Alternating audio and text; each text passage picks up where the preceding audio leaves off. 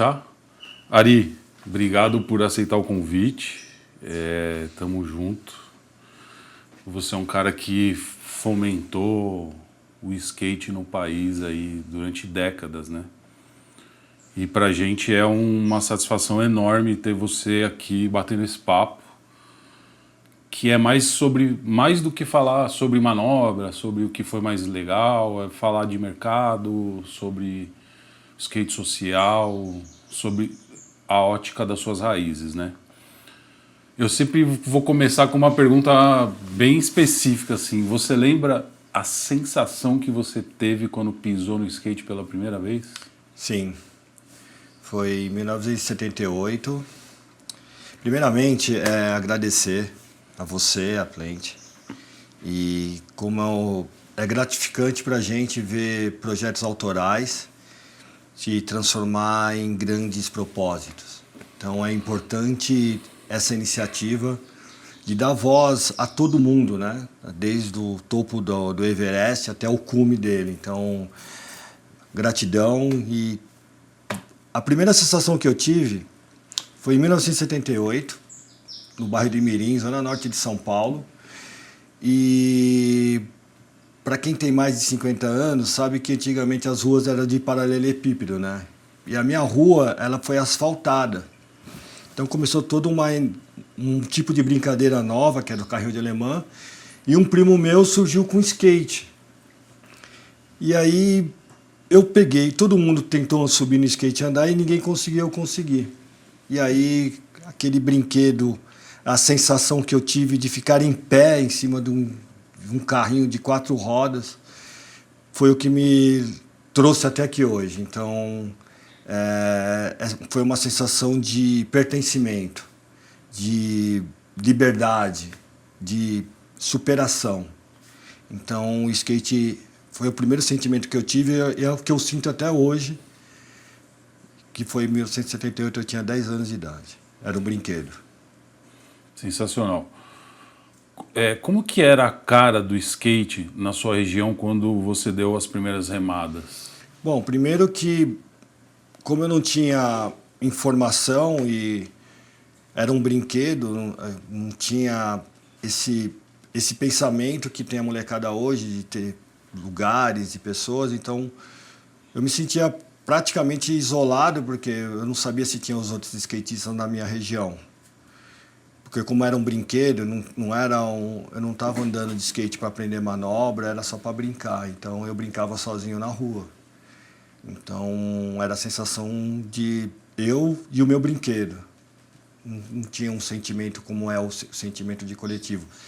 Depois eu fui me aprofundando no skate, fui andando mais e aí percebi que tinha revista, percebi que tinha outras pessoas na região.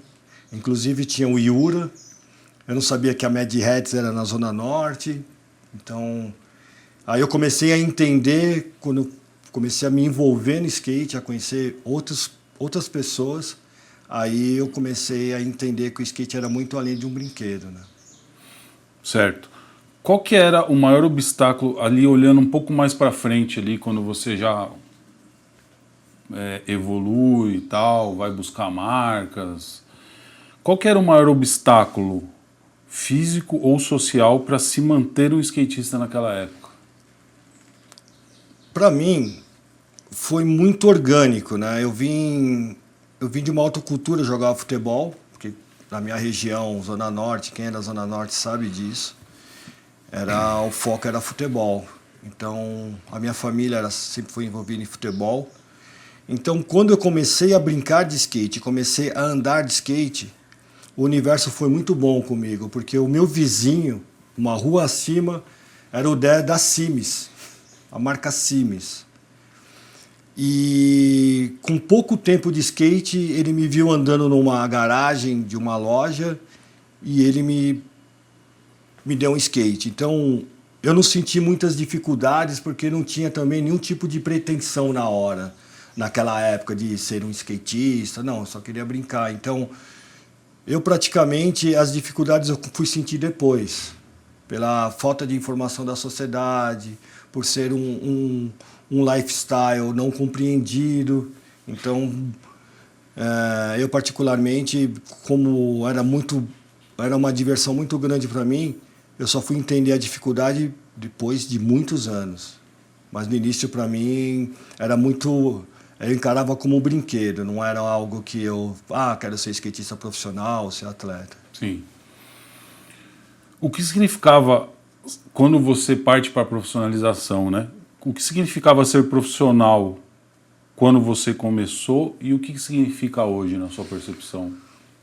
Cara, meus ídolos viraram meus amigos. Então, o skate profissional para mim, eu via como uma expansão de poder conhecer outras culturas e outros lugares, viajar, conhecer pessoas. E é lógico, na medida que eu fui evoluindo e tendo mais informação sobre skate, você começa a projetar outras coisas. Ganhar dinheiro, ter visibilidade, ter acessibilidade em pistas.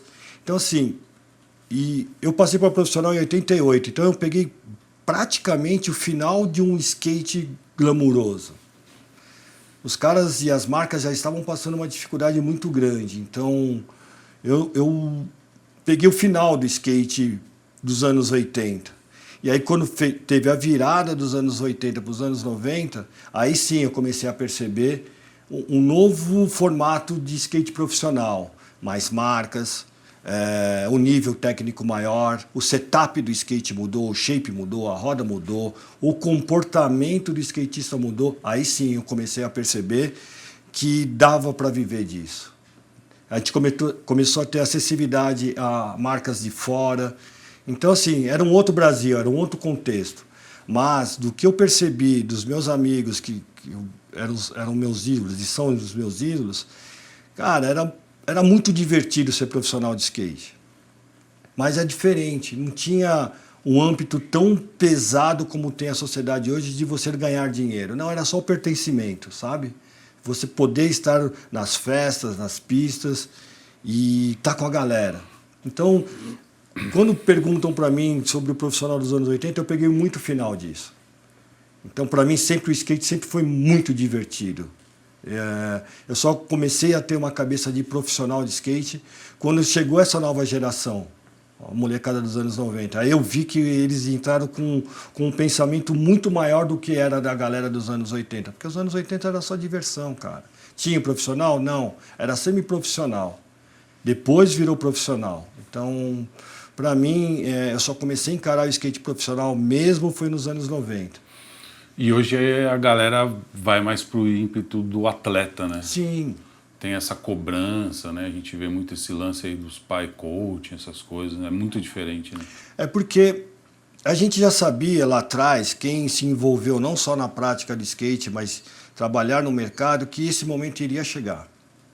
Porque o skate, ele tem algo que outras atividades esportivas não têm.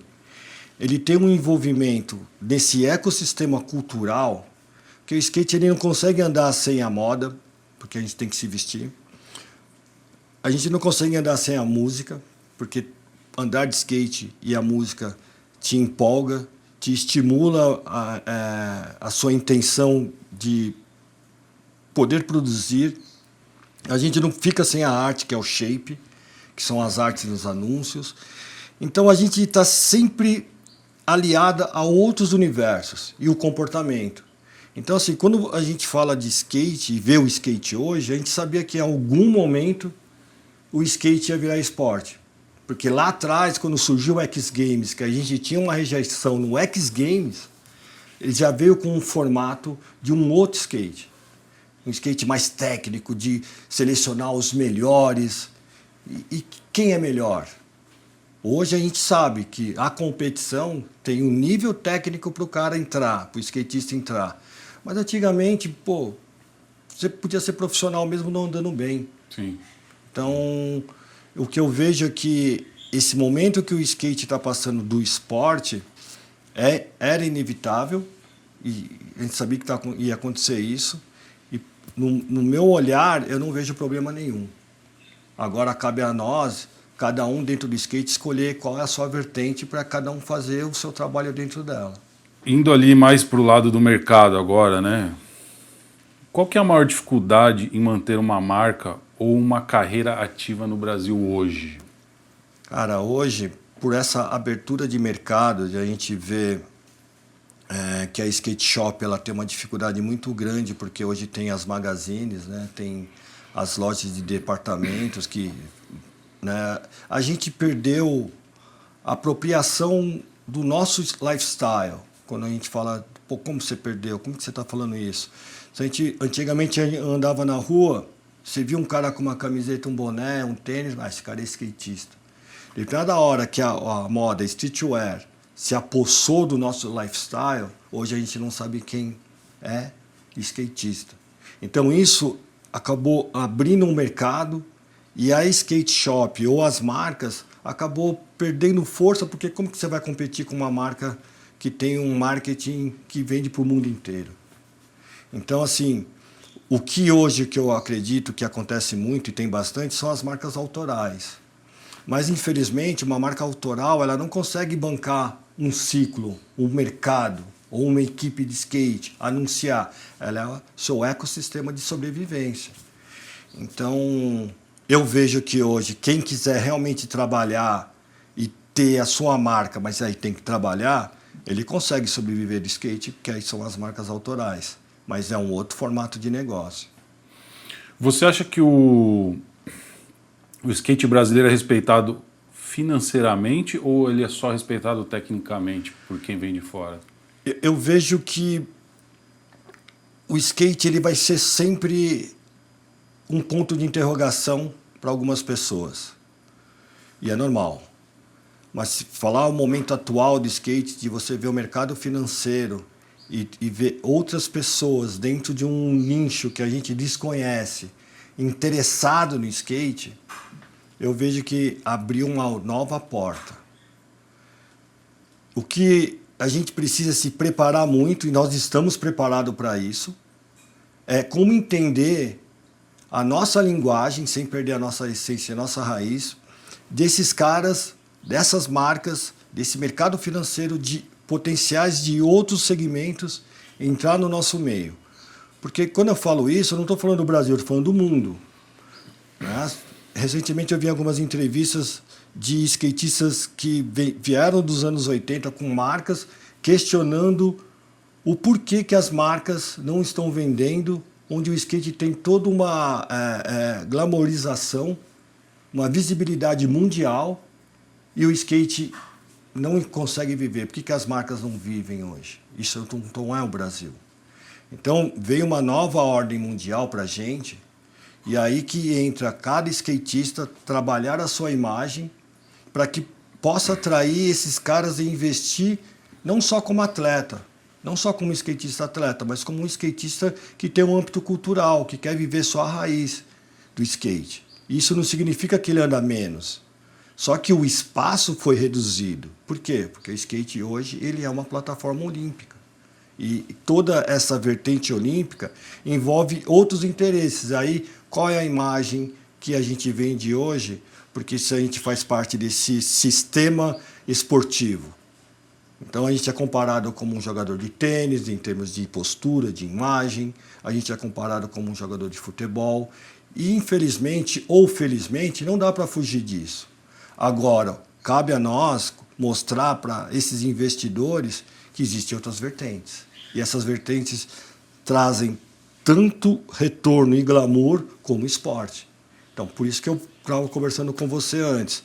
Cabe a cada skatista fazer o seu papel e entender qual é o momento hoje que cada um tem que trabalhar. Agora, se quer manter a raiz, ser muito louco, não tem problema também, mas ache seu espaço. Por um período, isso vendeu bastante. Né? Sim, ainda vende, mas como hoje o mundo mudou, certas palavras, certas brincadeiras que a gente fazia antes que não tinha maldade, ou se tivesse maldade a gente encarava muito bem, hoje você não pode mais. Então isso também vem para a nossa atitude como skatista. E não é só como skatista, é como músico, como um ator, como um grafiteiro. Como ser humano, né? O ser humano ele vai ter que se adaptar ao que é a ordem mundial hoje de conduta física e moral de cada um. E aí cada um faz o seu trabalho. Mano, essa pergunta ela é uma sequência disso que a gente está falando. Como que você equilibrou e equilibra a necessidade de lucro, né? Com a manutenção de uma credibilidade de rua? Eu sou um skatista que nunca fui o melhor da minha galera, eu nunca fui o mais estiloso de manobra, nunca ganhei tanto campeonato. Então eu criei os meus dispositivos para poder continuar andando de skate e poder vender a minha imagem para as marcas que me patrocinavam. Então o que eu vejo que como o skatista, o esporte individual, você tem que ter, você que se vende, você acaba fazendo completamente tudo, né? Você é seu agente. É lógico que isso vem mudando. A gente vai ter muitas mudanças no mercado. Vai entrar outras pessoas agenciando o skatista, como foi no futebol. Se a gente vê o futebol há 10 anos atrás, pegar jogadores de futebol que jogavam em clubes na Europa, os caras não têm nem mais grana. Por quê? Não tinham uma assessoria de pessoas cuidando da carreira, do lado financeiro. E isso vai entrar no skate. É óbvio que vai entrar. Já deve estar rolando já. Muito pouco, mas vai entrar. Então, o que eu vejo é que o skatista, primeiramente, ele tem que encontrar a sua essência, quem ele é, e ter muita certeza do que ele é. Ah, se o cara manobra muito, tudo bem, é a sua essência, então investe nisso. Então, no meu caso, essa minha longevidade, ela não veio só manobrando, ela veio com uma inteligência minha, em se adaptar e ver quais os caminhos que eu posso entrar e reverberar a minha imagem até o dia de hoje. Então, é o que eu acredito, né? Qual que é a principal carência de infraestrutura que você observa no cenário atual? Eu vejo que, incrível que pareça, a nossa carência hoje é ver o nosso mercado de skate voltar a performar, que é o que eu estava conversando com você antes, o porquê que as marcas no mundo hoje não conseguem identificar a identidade do novo consumidor. Porque o formato que fazia antes, será que funciona hoje? Talvez não. E por que não? Porque o mundo mudou. O jovem mudou. A gente veio, a minha geração é a geração X, que veio de 63 até os anos 80. A anterior é a Baby Boomer, que veio pós-Guerra Mundial, de 43 a 63. A minha geração é que mudou toda essa conotação para chegar no que é hoje. A liberdade de você ser o que você quer. E aí que vem o paradoxo de tudo isso. Pô, se o que você está usando eu não gosto, e eu não tenho outras opções, o que eu vou comprar? O que eu vou consumir? Se o skatista muito louco era legal antes e hoje não é, por que continua sendo essa imagem muito louca? Então, o que eu percebo é que a gente precisa entender esse momento atual e, sem perder as nossas raízes, e fomentar isso. Sem isso, cara, é o que a gente está enxergando hoje, no mundo inteiro. Está tudo meio fragmentado, né? Está tudo fragmentado. Falando nisso, o mercado de skate no Brasil é unido ou fragmentado em nichos que não se conversam? Eu vejo que o skate, mesmo tendo essa vertente do esporte, ele continua unido. O que tem no skate, que para mim é muito polêmico, é que o pertencimento que nós tínhamos antes, ele acabou sendo readequado a um formato que a gente sempre lutou a não aceitar, que é o tudo certinho, tudo enlatado. Se você fosse nos eventos antes, cara, você sentava do lado da pista, o fotógrafo estava andando do lado do cara, tirando foto. E hoje veio um formato. Então, como que a gente vai se adequar a isso? Não é criticando. Eu acredito que, por isso que eu estou falando, a gente não precisa perder a nossa essência. Mas a gente precisa entender o momento agora, porque se a gente tem a oportunidade de entender o momento e estar lá, aí que você muda. Aí que você traz a essência. Não é no grito. Então, o que eu vejo muito hoje é o que eu estou falando, é o mundo. Muitas vertentes gritando, falando, cara, não vai ter espaço. Nós mudamos, como você falou, o mundo mudou, o ser humano mudou. Então eu vejo que precisa se adequar. Nós somos unidos. Skatista é um só. Você está numa pista, você não conhece a pessoa, você conversa. Você está num evento, você não gosta do cara, mas você está batendo palma para ele acertar a manobra. Isso que encanta. Isso não é união? União não é eu te convidar para você ir na minha casa ou andar de skate com você, não. É você, simples fato de aceitar o seu próximo, de entender o seu próximo. Seja ele branco, preto, trans, gay, não interessa. Então o skate ele tem esse formato de união. A única parte que não tem a união é quando a gente fala da parte estrutural financeira do skate. Aí não. Aí não tem união. Mas o skate, na sua totalidade, ele é muito unido. É o que eu enxergo e eu vejo... Pô, eu vou andar de skate numa pista, sou sempre o cara mais velho, barba branca, e um moleque vem conversar comigo. Qual outro esporte traz essa aproximação que o skate traz para todo tipo de praticante? Sim. Uma pergunta um pouquinho mais técnica, né? Como que a carga tributária ou a logística brasileira afeta diretamente o seu trabalho hoje? Cara, eu acredito que se tivesse um estudo maior de pessoas que hoje comandam o nosso skate, não iria me atrapalhar, ou vários outros brasileiros. Isso não é só o skate. Mas existem vários dispositivos que, se os órgãos que trabalham o skate tivessem representatividade lá no Congresso, poderia ajudar muito, não só a mim, mas as próprias marcas, com leis de incentivo, incentivo na sua tributação para patrocinar um skatista, porque já tem.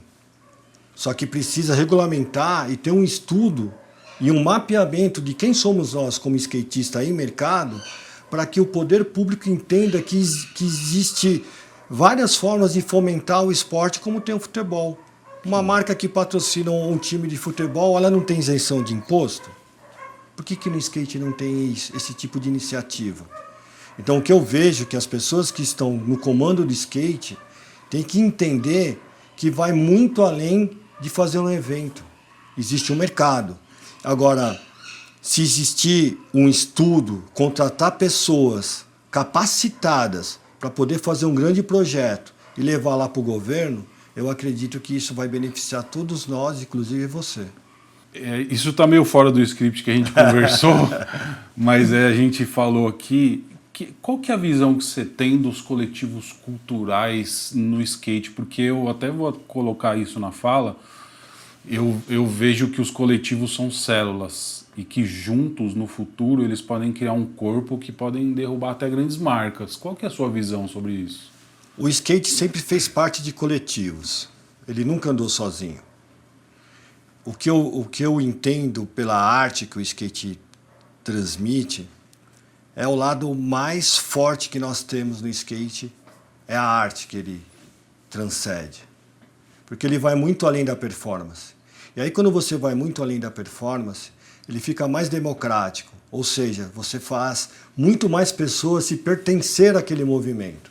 E o skate, quando ele iniciou todo esse formato de democrático, de pertencimento dos esquisitos, foi aí que ele cresceu. Determinada hora que a gente não fomenta o coração, ele morre. Ele vai perdendo o pulso. Você vai ficando cada vez mais frágil. Não que o skate seja frágil, mas quando a gente entra nesse campo que o skate está entrando hoje, como esporte, entram outras pessoas não tão apaixonadas como a gente. Na área da cultura, só entra quem é apaixonado. Então, é importante a gente equilibrar esses dois lados. Hoje a gente está no lado do esporte muito fomentado e o nosso lado cultural, como tudo que é cultura no nosso país, fragilizado.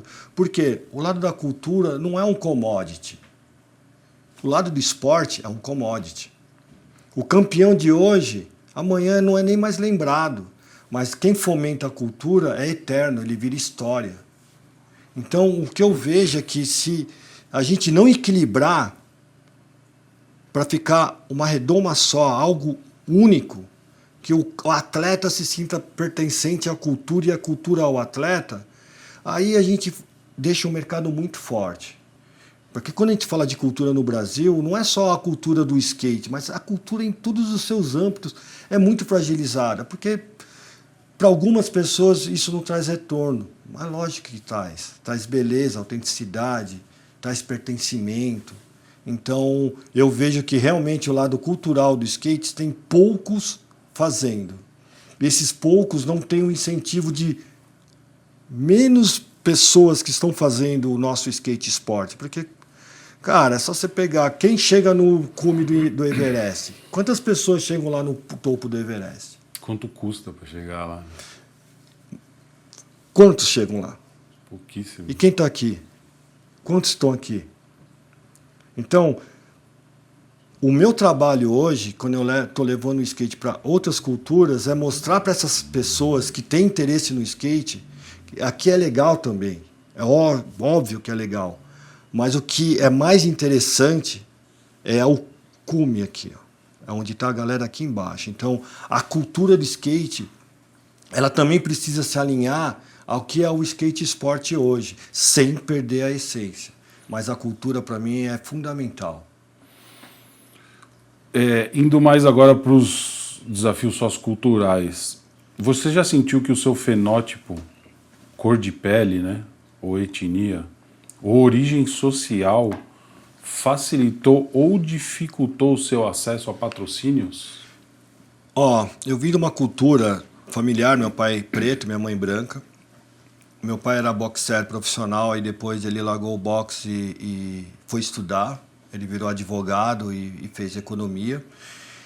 E as fotos, quando ele foi pegar o canudo, só tinha ele de preto. E ele me passou uma mensagem que eu carrego até hoje.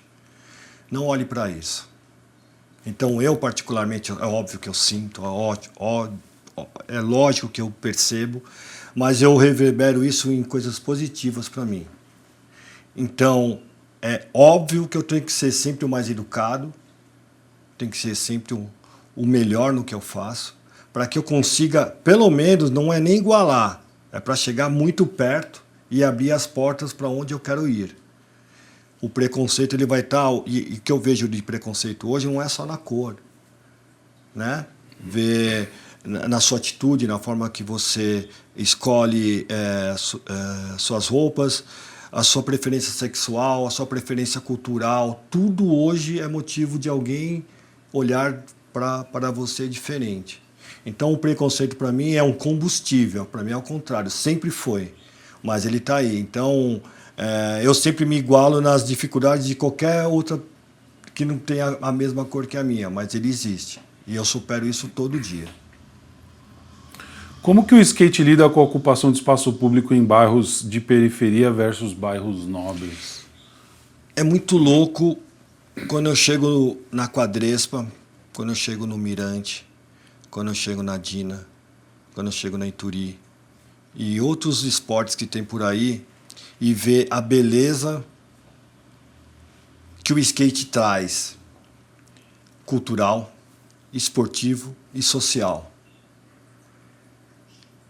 Eu vejo que a ocupação que o skate traz aos lugares abandonados, é aí que entra o lado cultural. É aí que depois entra o lado do esportivo.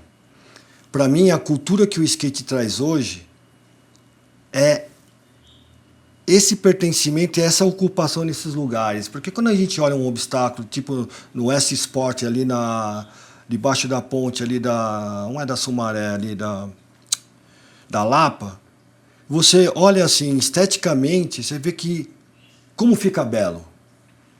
Um lugar abandonado, que se os caras não tivessem construído os obstáculos ali, com certeza estaria um morador de rua, uma galera usando droga. Então, o skate tem um caminho. Se a gente pensar que essa galera que eu citei traz uma transformação tão grande como a Rua Ativa, como o Finha, entre outros, Olha a beleza que esses caras trouxeram em lugares abandonados. Aí que eu digo que se o skate fosse mais unido na parte administrativa que é o skate hoje, e olhar para esses caras e fomentar esses caras, é aí que o skate ganha na cultura. Porque esses lugares não é só um lugar de prática de skate, é um lugar de socialização.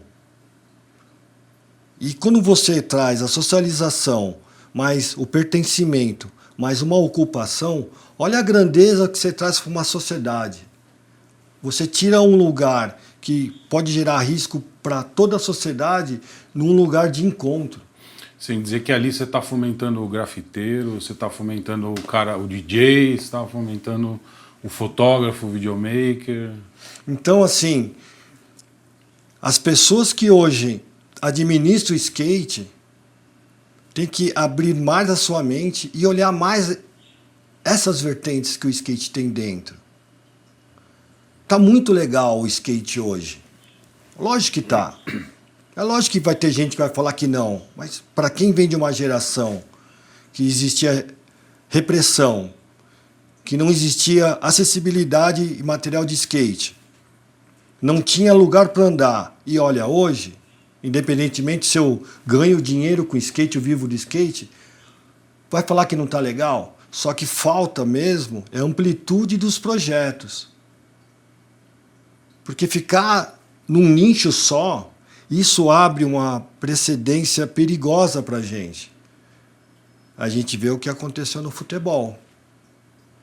Né? Criaram-se todo um modelo de negócio que aí, meu jovem, vai entrar caras com um poder de entendimento financeiro muito maior que o nosso e talvez o nosso excesso de paixão a gente não consiga performar junto com esses caras. E repetindo, o skate não tem dono. O skate é de todo mundo. Então a visão que eu tenho é essa. Legal. Na sua percepção, o skate é um ambiente genuinamente inclusivo ou ainda reproduz preconceitos estruturais?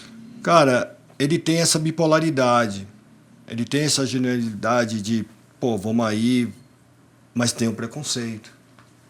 Porque a própria prática, visualmente, nos deixa um impacto muito forte. Ou é a roupa rasgada, ou você está suado, você sai de uma manobra que tem um grau de dificuldade muito grande, então o seu nível de adrenalina é agressivo. Então ainda falta um entendimento da sociedade com a gente, mas evoluiu bastante. Você pode andar de skate hoje e uma polícia não vai te parar e te dar umas porradas. Talvez isso aconteça num lugar muito periférico, que ainda não é só o skate, é a imagem, infelizmente, é a imagem que tem nosso poder público com a sociedade periférica. Mas se você for comparar o que era o skate até mesmo nos anos 90 e ver que é hoje, pô, a gente tem uma inclusão social muito grande, glamourizou, virou hype. Então, mas existe ainda. Como que a vinda, né, do skate para as Olimpíadas mudou a forma como a sociedade civil, né, quem não anda, te enxerga? Você acha que isso mudou? Mudou. Ainda existe, no meu caso, um cara de barba branca entrar no elevador com skate e ter um cara lá de paletó e gravata e não é culpa dele, ele pode olhar para mim e falar assim, nossa, esse cara anda de skate. Então ainda tem alguns passos que a gente precisa dar de que existe um mercado, porque se a gente for pegar hoje, em termos de faturamento global de uma marca, dessas marcas gigantes que entraram no skate, o skate ainda é uma parcela muito pequena de faturamento. Então ainda tem um trabalho e vários tipos de oportunidade para a gente crescer, mas precisa trabalhar muito essa imagem. O que o skate hoje não tem é o marketing dele mesmo. Falar mais dele. Não falar sobre os campeonatos. As pessoas me perguntam, pô, como é que é o skate? Então, assim, o que eu acredito é que falta marketing do nosso skate. Quem é um skatista? É endomarketing isso? Como que é o endomarketing. É o endomarketing. Falta muito esse endomarketing. Porque existe um ponto de interrogação. Quando eu vou conversar com um empresário do mercado financeiro, o cara ainda ele não sabe o que é o skate. Ele sabe que é aquilo ali. Pô, que legal a Raíssa, pô, que legal o Pedro Barros, que legal. Mas só fica no que legal. Quando você pega outros esportes, tem um endomarketing, tem um falando sobre o universo do tênis, do futebol, do vôlei e do skate. Do basquete, né? Todas as outras atividades. E aí, quando vão divulgar quem somos nós, é só quando é uma entrevista, mas isso daí, a gente está falando de uma unidade. Mas o nosso comportamento, o jeito que a gente pensa, as nossas necessidades, só a gente sabe. E muitos que estão no mercado não sabem. Você acha positivo algumas... A gente vê que hoje tem bancos patrocinando atletas, montadoras. Você acha positivo isso? Total. Eu acredito que... por isso que eu estou falando, são coisas diferentes, né? Quando a gente fala de uma montadora, um banco entrar no nosso universo, é que antes de ele entrar, ele fez um estudo. Eles não entram por entrar, não é impulso.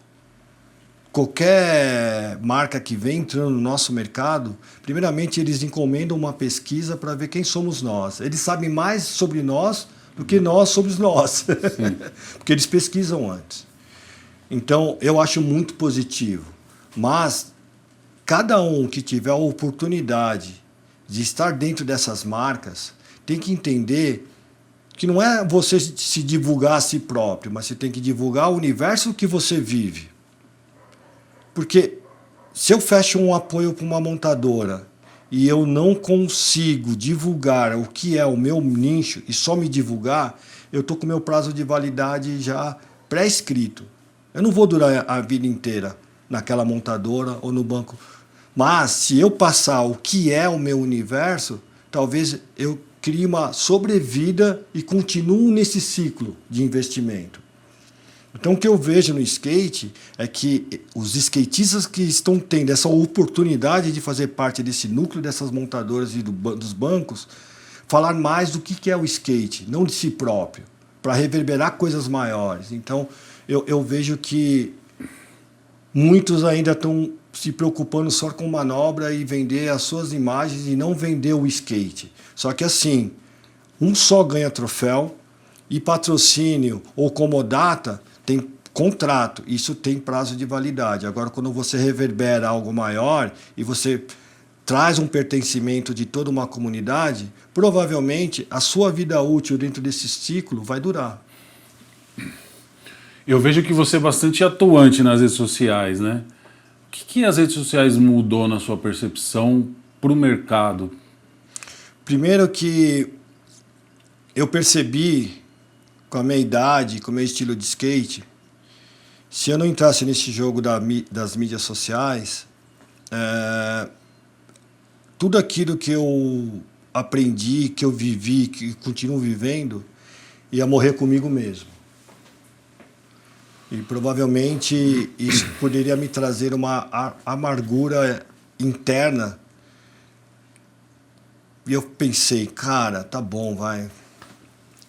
Como que eu vou... Vamos aí, né? Como que eu vou divulgar e passar uma mensagem, um propósito de quem eu sou para as gerações que estão chegando ou para a galera da minha geração? Então eu comecei a perceber que eu poderia usar isso com um propósito. Não só andando de skate, mas falando sempre com muito respeito a todas as vertentes que existem e todas as pessoas, independente se gosta de mim ou não gosta. Então eu vi uma oportunidade, vejo uma oportunidade de até dos feedbacks que eu tenho, de aprender, de evoluir, acompanhar. Senão, provavelmente, o meu estilo de vida e o que eu penso estaria guardado no baú. E aí isso internamente para mim ia fazer um mal grande. Então, para mim, as mídias sociais me traz uma liberdade de poder compartilhar aquilo que eu sinto e também mostrar para um cara da minha idade, ou o cara que começou a andar ontem, que não tem essa, cara, sabe? Você tá a fim de andar, vai aí. Não interessa se é manobra ou não, interessa que você fique em cima do skate. Então, eu uso as mídias sociais para passar esse propósito. Tá. Você mesmo que faz todo o corre Tudo. no seu Instagram? Eu sozinho. Que louco. E não invisto um tostão. Tudo orgânico, Não tenho um seguidor comprado. Mas você pensa, tipo assim, puta, vou fazer tal conteúdo, e aí você planeja e vai... Então, eu venho assim, eu acordo e falo, cara, eu tô pensando em fazer isso. Aí eu vou lá, escrevo, papel, e faço um script do que eu vou fazer. Dá uma roteirizada. Aí eu faço o meu roteiro, vou lá, tipo, às vezes quando é só manobra, também tem um roteiro. Numa pista, na música, todas as músicas que eu coloco, quem conhece as músicas e ouve as letras, tem o significado de uma mensagem. Sempre. Não é algo aleatório, entendeu? Você, na sua visão, existe uma elite no skate brasileiro? Eu acredito que, se a gente for pegar hoje, qual é a maior visibilidade do skate para você hoje? Ah, eu acho que hoje é a galera que tá aparecendo na TV aí. STU. Então é essa galera. Para mim, você já respondeu, porque a gente tem as mídias alternativas e a gente vê que existe um esforço muito grande delas de poder abraçar todo mundo. É óbvio que não vão abraçar, mas eu vejo que a conotação olímpica trouxe essa vitrine e essa visibilidade. Então, obviamente, se for para ter uma nomenclatura de elite, a elite do skate hoje é a elite que faz parte desse contexto olímpico. Porque todos esses eventos, eles fazem parte de um formato olímpico. Porque se vamos ver um evento de skate como era antes e como é hoje.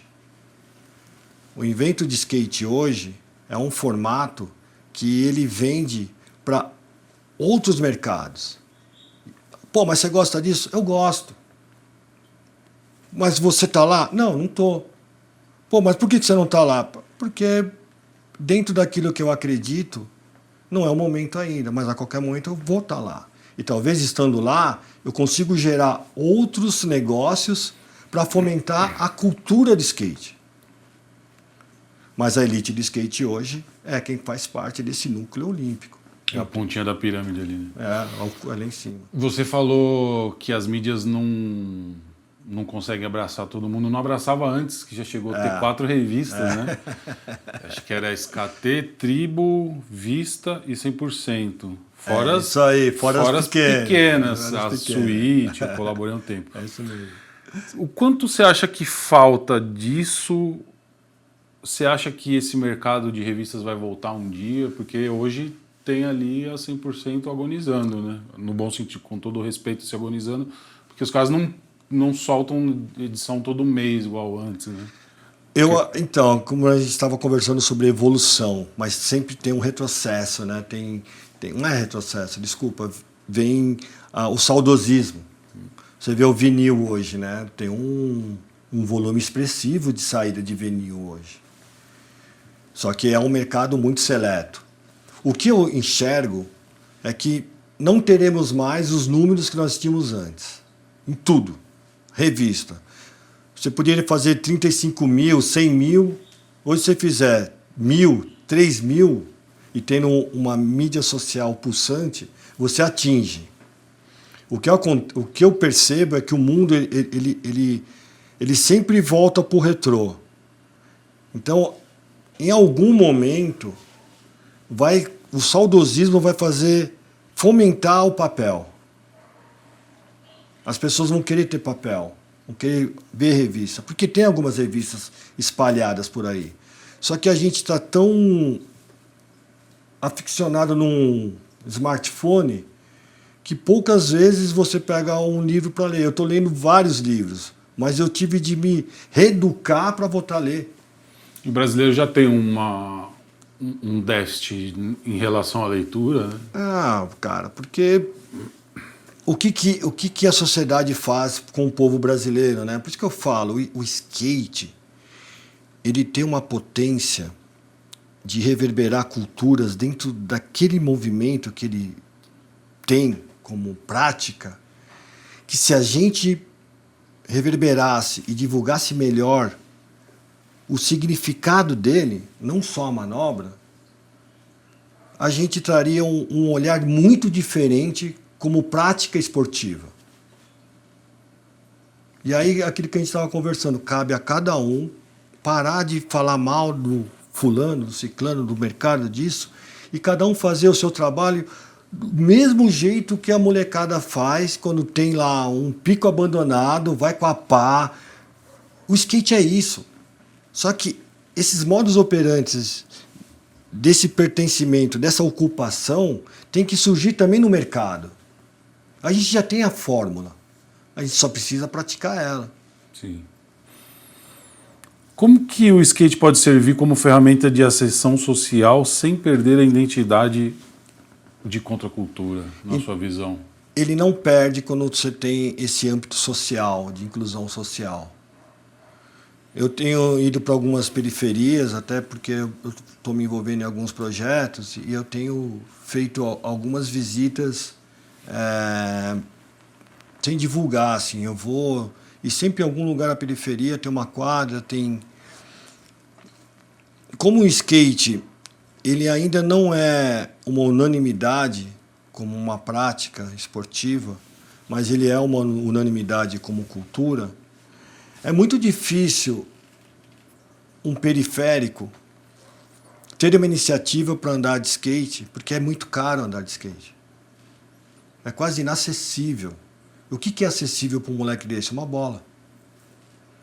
Então, quando eu vejo a falta de olhar, e aí você vê poucas pessoas olhando para isso, você vê o Testinha, que é um social skate, que está lá com o seu projeto, com todas as dificuldades possíveis, mas ele está lá. Você vê que tem pessoas e outros projetos, mas é muito nômade também, porque é uma batalha diária.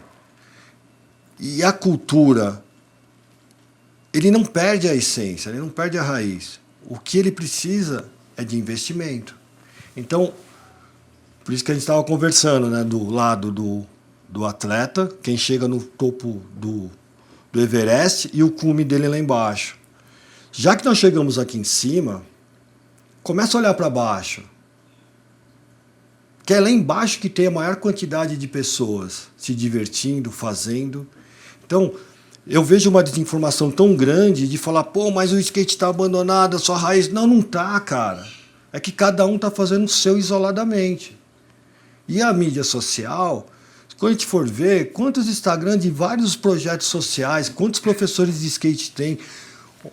A gente expandiu o mercado de skate além do que a gente conhece. Por isso que eu te falei, a gente não sabe o que é o skate. Porque se a gente for fazer um estudo profundo do skate, tem muitas coisas legais acontecendo. É uma potência absurda. Só que a gente é desinformado. Por que a gente é desinformado? Porque o nosso dia a dia é muito difícil. Eu venho procurando, pelo menos há uns 2 anos, fazendo toda essa pesquisa do que é o skate. O que é o skate hoje? Então, assim, mas você não divulga isso? Não, porque eu estou em processo ainda. E eu estou conversando com outras pessoas. Porque se eu for conversar isso com as pessoas do meu meio, os caras vão achar que eu sou um romântico, que eu estou viajando. Não, cara. A gente está estruturando o nosso universo. Então, eu vejo que o lado social e cultural, ele não perde a raiz porque ele é a raiz. Mano, animal. Obrigado por toda a experiência aí, toda a sabedoria. Acho que é isso. Galera da Plant, muito obrigado pela oportunidade e contem comigo e skate na veia. Fechou.